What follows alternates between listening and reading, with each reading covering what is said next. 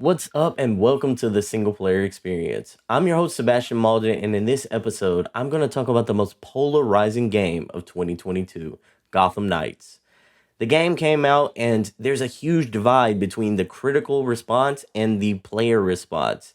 Critics did not like this game very much, and people seem to be defending this game online, saying that the game is being unfairly judged, that the game is in fact a fun time.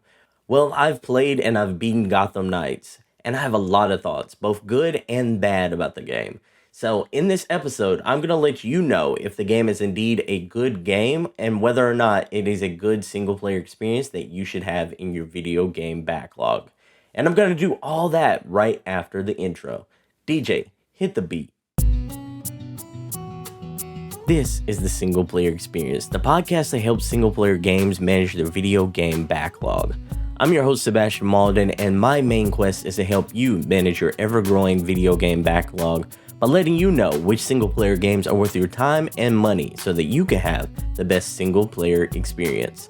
Now, without further ado, let's start the show. DJ, cut the beat. I want to start by saying that I'm a massive Batman fan. Over the years, I've played all the Batman games, read a large portion of the Batman comics, and I've seen every Batman movie.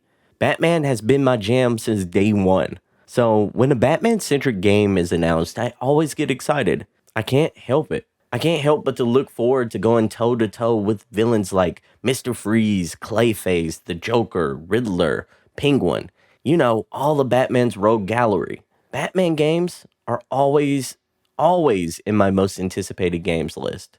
That is, until the announcement of Gotham Knights. So for background, Gotham Knights is an action open world RPG where you can play solo or play co-op with a friend. It wasn't made by the same studio that did the amazing Arkham trilogy, but it was made by WB Games Montreal, who made the prequel to the Arkham games, Arkham Origins. In Gotham Knights, Batman is dead, so it's up to you to take the mantle and protect Gotham City. You play as Nightwing, Robin, Red Hood, and Batgirl, and you try to uncover the mystery behind the Court of Owls. It's an interesting and fresh premise, but is this a good game? Let's dive right into it.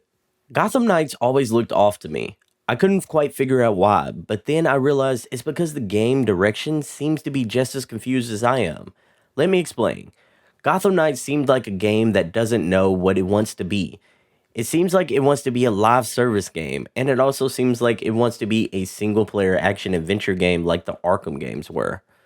This game would have been drastically better if instead of trying to be both genres of games, it just picked one and really committed to it. By trying to be both, it feels like it was middle of the road in both aspects of its live service elements and its elements that it has from the Arkham games. Speaking of which, let's talk about how the game compares to the Arkham trilogy. I know, the studio and all the marketing made it clear that Gotham Knights is its own standalone game, that this game isn't tied to the Arkham games or the Arkham universe. I get that completely, but it's hard not to draw comparisons to the Arkham games. For one, it's a Batman-centric game, and Arkham is the standard for those type of games. Not to mention Gotham Knights borrows a lot of elements from the Arkham games, so it's hard not to compare Gotham Knights to the Arkham trilogy. That said, when you do make that inevitable comparison, Gotham Knights doesn't quite measure up to the Arkham games. The gameplay itself just doesn't feel as good as it did in the Arkham games. Let me explain. This game gives you a bat cycle to drive around in, but it doesn't feel as good to drive as the Batmobile did in Arkham Knight. In Arkham Knight, Rocksteady also made calling the Batmobile to you really cool. You could call the car to you and instantly start driving all in one motion. In Gotham Knights, the Batcycle just kind of magically appears close to where you're at and you have to walk over to it and then get on it. It feels lazy compared to what we got in Arkham Knights back in 2015. That is a recurring theme in Gotham Knights.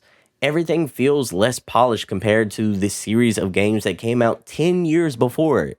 Cape gliding around the city isn't as zippy and fun. Grappling is more sluggish, especially without the grapple boost mechanic from the Arkham games.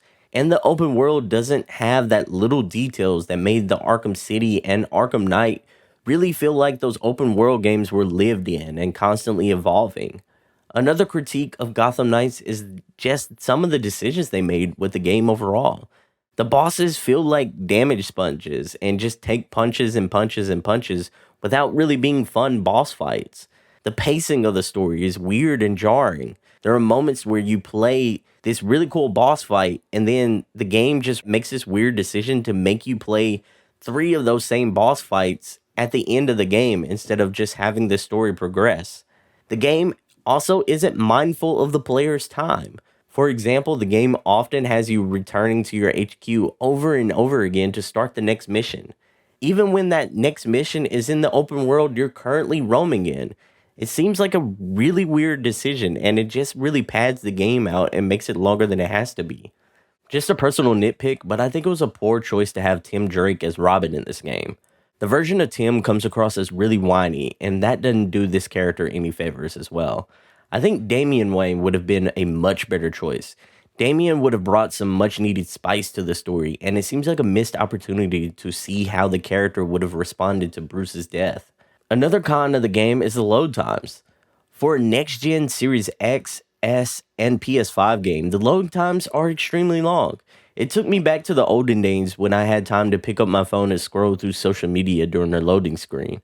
I know I've been extremely negative about the game, but there are some good qualities about it. For instance, the story is actually pretty good. It's good to see the other members of the Bat family also get the spotlight for once. The interactions between the members are also fantastic. They flesh out the characters and really help you connect with them. I gotta say, the intro cutscene of this game is so badass and hits so hard. It's unlike anything I've seen in any other medium of Batman, except for maybe the comics. Honestly, I would have loved to see this story as a live action movie or even an animated movie as opposed to the game we got here. If you do play this game, do not skip the emails. The emails sent to each character that you play as is fantastic, especially if you're an overall DC fan. It really expands on the lore and the universe of this world. It was really cool to see emails from characters that I grew up reading and grew up watching, so please don't miss out on the emails. It's probably the best part about the game overall. So, I'm here to tell you that the mixed reviews were pretty spot on. There are some good things about the game. However, those good moments are few and far between.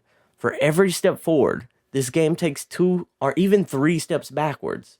The crazy thing is, Gotham Knights has moments of greatness. But those moments of greatness are surrounded by weird creative decisions, a bland and dull open world, and lackluster combat. Some people are enjoying this game. That's great. I'm happy for them. That said, this isn't a good game. Let's be real about it. This isn't a good game. It's a massive step backwards for the superhero video game genre, and it's a game that doesn't think about the players first. Unfortunately, Gotham Knights is a game that I'd ultimately recommend skipping. In this show, we practice the 10 games backlog rule. In this practice, you log down 10 games. Those games are going to be your video game backlog.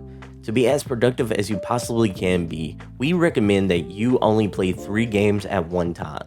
One single player narrative game, one game that's going to be your chill and relax game, and another game that's going to be your palate cleanser game, which is a game that you play when you're not in the mood for your other narrative games. When you complete or get tired of one game, it leaves the backlog list. Then you decide which new game is added to the list, and which game on the list advances to your active 3 games. So, where would I recommend that you put Gotham Knights in your video game backlog list? Unfortunately, I'd recommend that you skip Gotham Knights altogether. I know that sounds harsh, but this game just isn't worth being in your video game backlog list. Unless you're like me and you're a comic book fan and you feel like you just have to experience comic book centric games. In that case, I get it. If you fit into that camp, just mainline the main story. Get through it as soon as you can, or just watch the story on YouTube. This game really isn't worth spending a whole lot of time on, and there are tons of other games that you can actually be enjoying. Again, I know it sounds mean, but Gotham Knights isn't worth being in your video game backlog list. So, that is the game recommendation of the week that you should consider adding to your backlog list. If you want me or my community of gamers to give you feedback on your backlog list, then join us in the Single Player Experience Discord server. Once you're in, feel free to share your video game backlog list, or talk about good single player game experiences that you've had lately. The link to join the free single player experience Discord server is in the show notes. Thank you so much for listening to today's episode, and I hope to catch you in the next one. Peace.